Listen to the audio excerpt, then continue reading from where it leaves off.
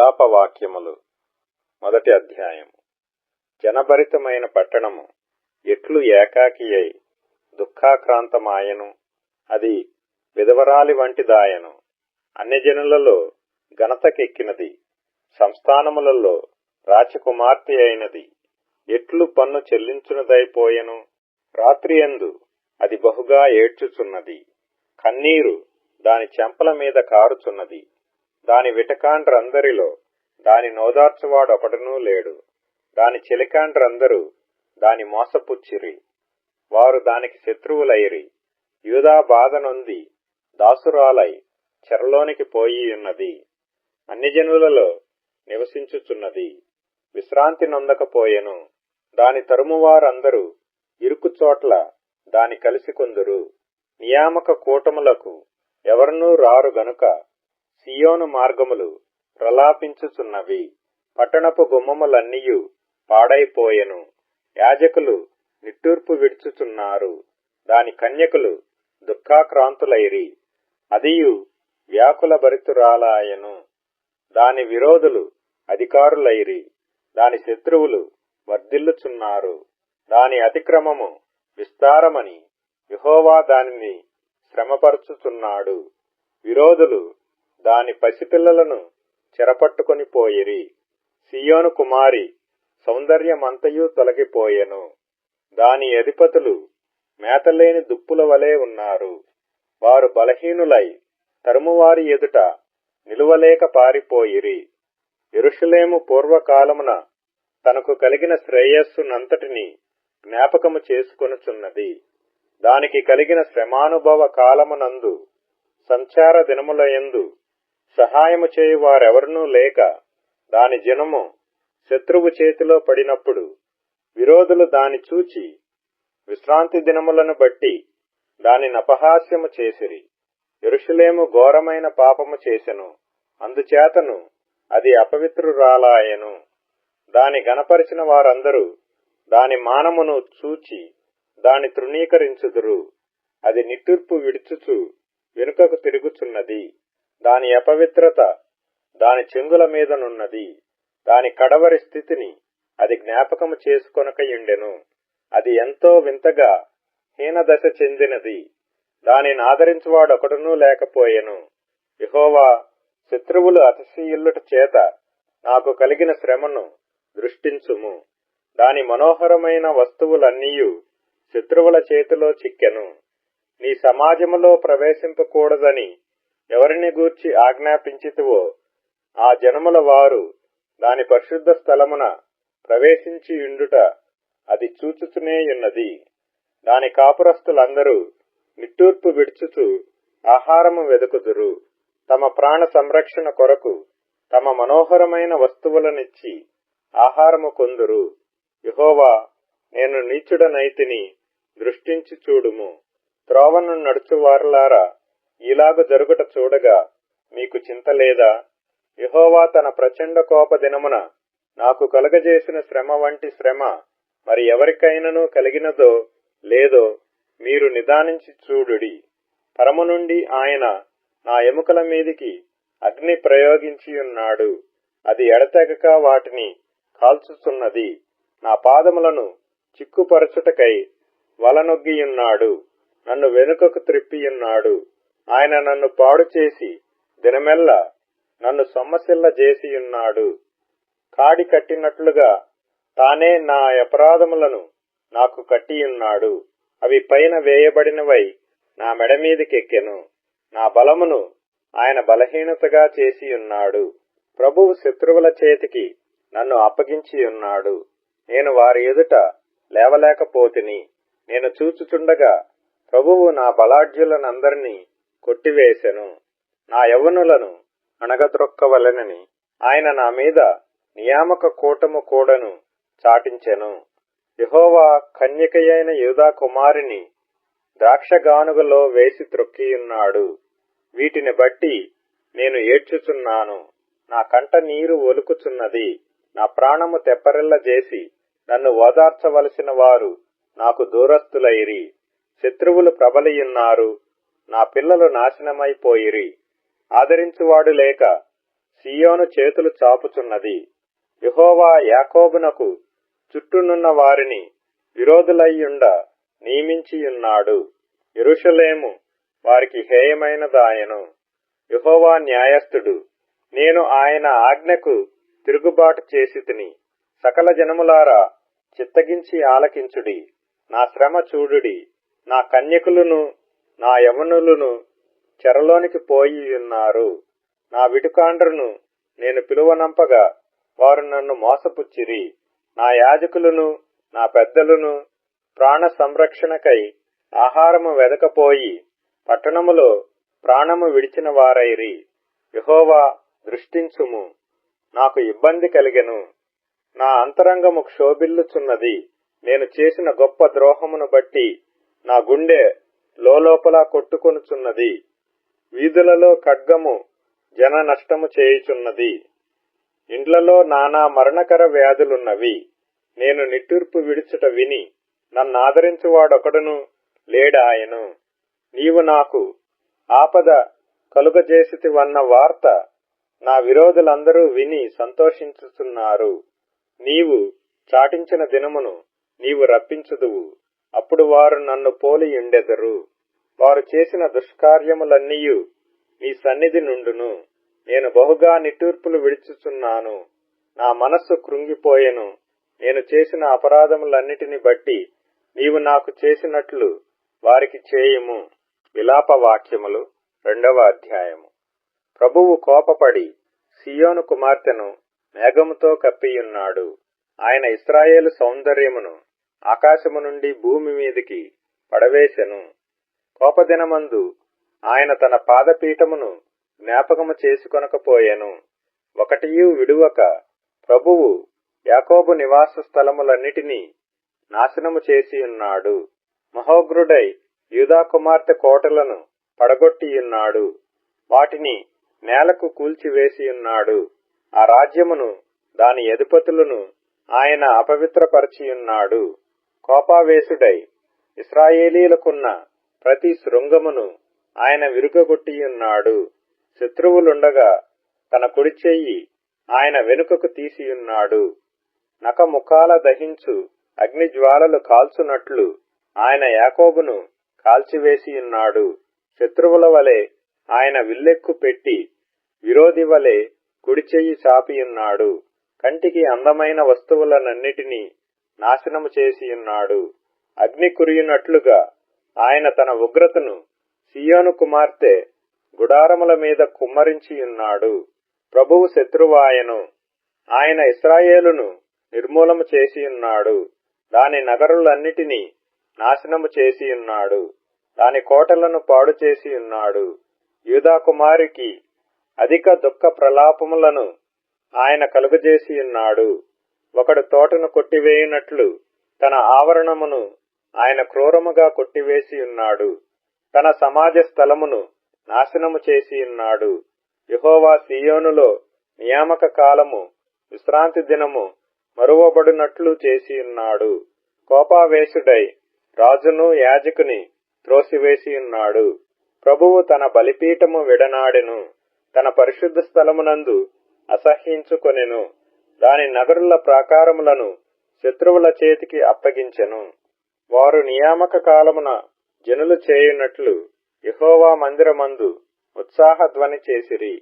సీయోను కుమారి యొక్క ప్రాకారములను పాడు చేయుటకు యెహోవా ఉద్దేశించెను. నాశనము చేయుటకు తన చెయ్యి వెనుక తీయక ఆయన కొల నూలు సాగలాగెను. ప్రహరియు ప్రాకారమును దీని గూర్చి మూల్గుచున్నవి. అవి ఏకరీతిగా క్షీణించుచున్నవి. పట్టణపు గవునులు భూమిలోనికి కృంగిపోయెను. దాని అడ్డగడలను ఆయన తుత్తునీయులుగా కొట్టి పాడు చేసెను. దాని రాజును అధికారులను అన్యజనులలోనికి పోయియున్నారు. అచ్చట వారికి ధర్మశాస్త్రము లేకపోయెను. యెహోవా ప్రత్యక్షత దాని ప్రవక్తలకు కలుగట లేదు. సీయోను కుమారి పెద్దలు మౌనులై నేల కూర్చుందురు. తలల మీద బుగ్గి పోసికొందురు. గోనెపట్ట కట్టుకొందురు. యెరూషలేము కన్యకలు నేల మట్టుకు తల వంచుకొందురు. నా జనుల కుమారికి కలిగిన నాశనము చూడగా నా కన్నులు కన్నీటి చేత క్షీణించుచున్నవి. నా యంతరంగము క్షోభిల్లుచున్నది. నా కాలేజము నేల మీద ఒలుకుచున్నది. శిశువులను చంటి బిడ్డలను పట్టణపు వీధులలో మూర్ఛిల్లెదరు. గాయమొందిన వారై పట్టణపు వీధులలో మూర్ఛిల్లుచు తల్లుల రొమ్ము నానుకొని అన్నము ద్రాక్షారసము ఏది అని తమ తల్లుల నడుగుచు ప్రాణము విడిచెదరు. యెరూషలేము కుమారి, ఎట్టి మాటల చేత నిన్ను హెచ్చరించుదును, దేనితో నిన్ను సాటి చేయుదును? సీయోను కుమారి, కన్యక, నిన్ను ఓదార్చుటకు దేనితో నిన్ను పోల్చుదును? నీకు కలిగిన నాశనము సముద్రమంత గొప్పది. నిన్ను స్వస్థపరచగలవాడెవడు? నీ ప్రవక్తలు నిరర్ధకమైన వ్యర్థ దర్శనములు చూచియున్నారు. నీవు చెరలోనికి పోకుండా తప్పించుటకై వారు నీ దోషములను నీకు వెల్లడి చేయలేదు. వారు వ్యర్థమైన ఉపదేశములు పొందినవారైరి. త్రోవ తప్పించు దర్శనములు చూచిన వారైరి. త్రోవను వెళ్ళు వారందరూ నిన్ను చూచి చప్పట్లు కొట్టెదరు. వారు యెరూషలేము కుమారుని చూచి పరిపూర్ణ సౌందర్యము గల పట్టణమనియు సర్వభూ నివాసులకు ఆనందకరమైన నగరి అనియు జనులు ఈ పట్టణమును గూర్చియేనా చెప్పిరి అని ఎనుకొనుచు గేలి చేసి తల ఊచెదరు. నీ శత్రువులందరూ నిన్ను చూచి నోరు తెరచెదరు. వారు ఎగతాళి చేసి పండ్లు కొరుకుచు దాని మృంగివేసి ఉన్నాము. ఇదే గదా మనము కనిపెట్టిన దినము, అది తటస్థించెను, దాని మనము చూచియున్నాము అని అనుకొనెదరు. యెహోవా తాను యోచించిన కార్యము ముగించియున్నాడు. పూర్వదినములలో తాను విధించినది ఆయన నెరవేర్చియున్నాడు. శేషము లేకుండా నిన్ను పాడు చేసియున్నాడు. నిన్ను బట్టి శత్రువులు సంతోషించున్నట్లు చేసియున్నాడు. నీ పగవారి శృంగమును హెచ్చించియున్నాడు. జనులు హృదయపూర్వకముగా యెహోవాకు మొర్రపెట్టుదురు. సీయోను కుమారి ప్రాకారమా, నదీ ప్రవాహము వలె దివారాత్రము కన్నీరు పారనిమ్ము. విరామము కలుగనీయకుము. నీ కంటి పాపను విశ్రమింపనీయకుము. నీవు లేచి రేయి మొదటి జామున మొర్రపెట్టుము. నీళ్లు కుమ్మరించున్నట్లు ప్రభువు సన్నిధిని నీ హృదయమును కుమ్మరించుము. నీ పసిపిల్లల ప్రాణము కొరకు నీ చేతులను ఆయన తట్టు ఎత్తుము. ప్రతి వీధి మొగను ఆకలిగొని వారు మూర్ఛిల్లుచున్నారు. నీవు ఎవని ఎడల ఈ ప్రకారము చేసితివో యెహోవా దృష్టించి చూడుము. తమ గర్భఫలమును తాము ఎత్తుకొని ఆడించిన పసి పిల్లలను స్త్రీలు భక్షించుట తగునా? యాజకుడును ప్రవక్తయు ప్రభువు యొక్క పరిశుద్ధాలయమునందు హతులొగట తగునా? యవ్వనుడును వృద్ధుడును వీధులలో నేలను పడియున్నారు. నా కన్యకలను నా యవ్వనులను ఖడ్గము చేత కూలియున్నారు. నీ ఉగ్రత దినమున నీవు వారిని హతము చేసితివి. దయ తలచ్చక వారినందరినీ వధించితివి. ఉత్సవ దినమున జనులు వచ్చునట్లుగా నలుదిశల నుండి నీవు నా మీదికి భయోత్పాతములను రప్పించితివి. యెహోవా ఉగ్రత దినమున ఎవడనూ తప్పించుకొనలేకపోయెను. శేషమేమియూ నిలువకపోయెను. నేను చేతులలో ఆడించి సాకిన వారిని శత్రువులు హరించి వేసియున్నారు. విలాపవాక్యములు 3వ అధ్యాయము. నేను ఆయన ఆగ్రహ దండము చేత బాధననుభవించిన నరుడను. ఆయన కటిక చీకటిలోనికి దారి తీసి దానిలో నన్ను నడిపించుచున్నాడు. మాటి మాటికి దినమెల్లా ఆయన నన్ను దెబ్బలు కొట్టుచున్నాడు. ఆయన నా మాంసమును నా చర్మమును క్షీణింపజేయుచున్నాడు. నా ఎముకలను విరుగగొట్టుచున్నాడు. నాకు అడ్డముగా కంచె వేసియున్నాడు. విషమును మాచిపత్రిని నా చుట్టూ మొలిపించియున్నాడు. పూర్వకాలమున చనిపోయిన వారు నివసించున్నట్లు ఆయన చీకటి గల స్థలములలో నన్ను నివసింపజేసియున్నాడు. ఆయన నా చుట్టూ కంచె వేసియున్నాడు. నేను బయలు వెళ్లకుండునట్లు బరువైన సంకెళ్ళు నాకు వేసియున్నాడు. నేను బతిమాలి మొరలిడినను నా ప్రార్థన వినబడకుండా తన చెవి మూసుకొనియున్నాడు. ఆయన నా మార్గములకు అడ్డముగా చెక్కుడు రాళ్లు కట్టియున్నాడు. నేను పోజాలకుండా నా త్రోవలను కట్టివేసియున్నాడు. నా ప్రాణమునకు ఆయన పొంచియున్న ఎలుగుబంటి వలె ఉన్నాడు. చాటైన చోటులలో నుండు సింహము వలె ఉన్నాడు. నాకు త్రోవ లేకుండా చేసి నా యవయవములను విడదీసియున్నాడు. నాకు దిక్కు లేకుండా చేసియున్నాడు. విల్లు ఎక్కుపెట్టి బాణమునకు గురిగా ఆయన నన్ను నిలువబెట్టియున్నాడు. తన అంబుల పొదిలోని బాణములన్నీయు ఆయన నా అంతరముల గుండా దూసిపోజేసెను. నా వారికందరికీ నేను అపహాస్యాస్పదముగా ఉన్నాను. దినమెల్లా వారు పాడునట్టి పాటలకు నేను ఆస్పదుడనైతిని. చేదు వస్తువులు ఆయన నాకు తినిపించెను. మాచిపత్రి ద్రావకము చేత నన్ను మత్తునిగా చేసెను. రాళ్ల చేత నా పండ్లు ఓడగొట్టెను. బుగ్గిలో నన్ను పొర్లించెను. నెమ్మదికిని నాకును ఆయన బహుదూరము చేసియున్నాడు. మేలు ఎట్టిదో నేను మరచియున్నాను. నాకు బలము ఉడిగెను అనుకొంటిని. యెహోవాయందు నాకిక ఆశలు లేవనుకొంటిని. నా శ్రమను నా దురవస్థను నేను త్రాగిన మాచిపత్రిని చేదును జ్ఞాపకం చేసుకొనుము. ఎడతెగక నా ఆత్మ వాటిని జ్ఞాపకము చేసుకొని నాలో కృంగియున్నది. అది నీకింకనూ జ్ఞాపకమున్నది గదా. నేను దీని జ్ఞాపకము చేసుకొనగా నాకు ఆశ పుట్టుచున్నది. యెహోవా కృపగలవాడు, ఆయన వాత్సల్యత ఎడతెగక నిల్చున్నది. గనుక మనము నిర్మూలము కాకున్న వారము. అనుదినము నూతనముగా ఆయనకు వాత్సల్యత పుట్టుచున్నది. నీవు ఎంతైనా నమ్మదగిన వాడవు. యెహోవా నా భాగమని నేననుకొనుచున్నాను. ఆయన యందు నేను నమ్మిక ఇంచుకొనుచున్నాను. తన్ను ఆశ్రయించు వారి ఎడల యెహోవా దయాళుడు. తన్ను వెదకువారి ఎడల ఆయన దయచూపువాడు. నరులు ఆశ కలిగి యెహోవా అనుగ్రహించు రక్షణ కొరకు ఓపికతో కనిపెట్టుట మంచిది. యవ్వన కాలమున కాడి మోయిట నరునికి మేలు. అతని మీద దానిని మోపినవాడు యెహోవాయే. గనుక అతడు ఒంటరిగా కూర్చుండి మౌనముగా ఉండవలెను. నిరీక్షణాధారము కలుగునేమోయని అతడు బూడిదలో మూతి పెట్టుకొనవలెను. అతడు తన్ను కొట్టువాని తట్టు తన చెంపను త్రిప్పవలెను. అతడు నిందతో నింపబడవలెను. ప్రభువు సర్వకాలము విడనాడడు. ఆయన బాధ పెట్టినను తన కృపా సమృద్ధిని బట్టి జాలిపడును. హృదయపూర్వకముగా ఆయన నరులకు విచారమునైనను బాధనైనను కలుగజేయడు. దేశమునందు చెరపట్టబడిన వారినందరినీ కాళ్ల క్రింద త్రొక్కుటయు, మహోన్నతుని సన్నిధిని నరులకు న్యాయము తొలగించుటయు, ఒకనితో వ్యాజ్యమాడి వానిని పాడు చేయుటయు ప్రభువు మెచ్చు కార్యములు కావు. ప్రభువు సెలవు లేనిది మాట ఇచ్చి నెరవేర్చగలవాడెవడు? మహోన్నతుడైన దేవుని నోట నుండి కీడును మేలును బయలువెళ్ళును గదా. సజీవులేలా మూల్గుదురు? నరులు తమ పాప శిక్షను బట్టి ఎలా మూల్గుదురు? మన మార్గములను పరిశోధించి తెలుసుకొని మనము యెహోవా తట్టు తిరుగుదము. ఆకాశమందున్న దేవుని తట్టు మన హృదయమును మన చేతులను ఎత్తికొందము. మేము తిరుగుబాటు చేసిన వారము, ద్రోహులము. నీవు మమ్మను క్షమింపలేదు. కోపము ధరించుకొనిన వాడవై నీవు మమ్మను తరుముచున్నావు. దయ తలచక మమ్మను చంపుచున్నావు. మా ప్రార్థన నీ యొద్ద చేరకుండా నీవు మేఘము చేత నిన్ను కప్పుకొనియున్నావు. జనముల మధ్య మమ్మను మష్టుగాను చెత్తగాను పెట్టియున్నావు. మా శత్రువులందరూ మమ్మను చూచి ఎగతాళి చేసెదరు. భయమును గుంటయు పాడును నాశనమును మాకు తటస్థించినవి. నా జనులకు కలిగిన నాశనమును నేను చూడగా నా కన్నీరు ఏరులై పారుచున్నది.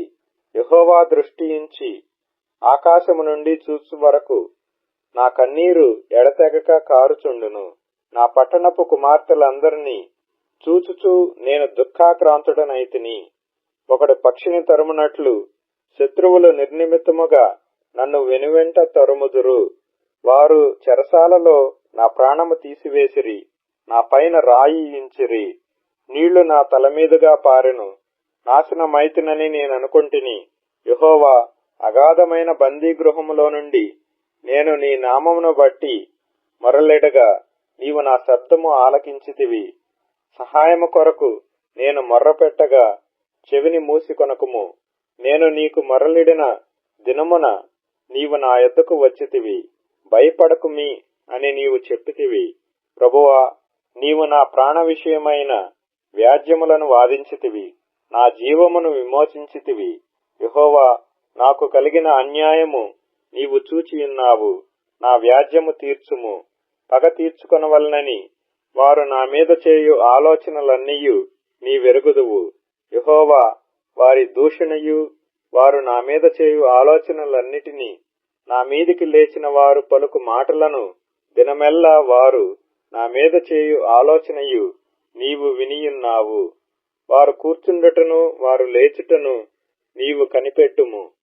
నేను వారి పాటలకు ఆస్పదమైతిని. యెహోవా, వారి చేతిక్రియను బట్టి నీవు వారికి ప్రతీకారము చేయుదువు. వారికి హృదయ కాఠిన్యమునిత్తువు, వారిని శపించుదువు. నీవు కోపావేశుడవై వారిని తరిమి, యెహోవా యొక్క ఆకాశము క్రింద నుండకుండా వారిని నశింపజేయుదువు. విలాపవాక్యములు 4వ అధ్యాయము. బంగారము ఎట్లు మందగిల్లినది, మేలిమి బంగారము ఎట్లు మార్చబడినది. ప్రతి వీధి మొగను ప్రతిష్ఠితమైన రాళ్లు పారవేయబడియున్నవి. మేలిమి బంగారముతో పోల్చదగిన సీయోను ప్రియ కుమారులు ఎట్లు కుమ్మరి చేసిన మట్టి కుండలుగా ఎంచబడుచున్నారు. నక్కలైనను చన్నిచ్చి తమ పిల్లలకు పాలిచ్చును. నా జనుల కుమారి ఎడారిలోని ఉష్ట్ర పక్షుల వలె క్రూరురాలాయెను. దప్పిచేత చంటి పిల్ల నాలుక వాని అంగిటికి అంటుకొనును. పసిపిల్లలు అన్నమడుగుదురు, ఎవడనూ వారికి పెట్టడు. సుకుమార భోజనము చేయువారు దిక్కులేక వీధులలో పడియున్నారు. రక్తవర్ణ వస్త్రములు తొడిగి పెంచబడిన వారు పెంట కుప్పలను కౌగలించుకొనెదరు. నా జనుల కుమారి చేసిన దోషము సుధమ పాపము కంటే అధికము. ఎవరినూ దాని మీద చెయ్యి వేయకుండానే నిమిషములో ఆ పట్టణము పాడు చేయబడెను. దాని గనులు హిమము కన్నా శుద్ధమైన వారు, వారు పాల కంటే తెల్లని వారు. వారి శరీరములు పగడముల కంటే ఎర్రనివి, వారి దేహ కాంతి నీలము వంటిది. అట్టి వారి ఆకారము బొగ్గు కంటే నలుపాయెను. వారిని వీధులలో చూచువారు వారిని గుర్తుపట్టజాలరు. వారి చర్మము వారి ఎముకలకు అంటుకొనియున్నది, అది ఎండి కర్ర వంటిదాయెను.